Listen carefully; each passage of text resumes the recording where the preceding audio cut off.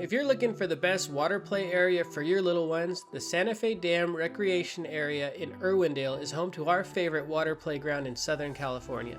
Located in parking lot number 5, the splash pad offers 4 90-minute play sessions a day, every weekend from Memorial Day to Labor Day.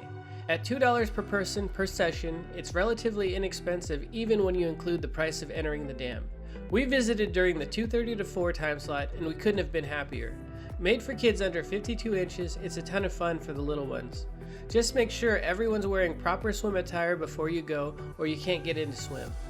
As for the play area, everything revolves around the structure at the pool center. It has 2 slides and a bunch of levers and wheels that the kids can use to affect the water flow of the play area.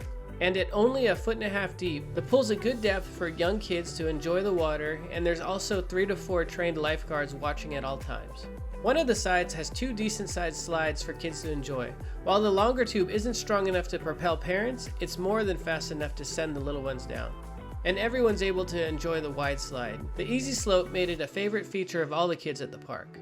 Around the pool area, there's a handful of benches but no actual shade, so bring sunscreen and enjoy the 90-minute play session because it's over in a flash.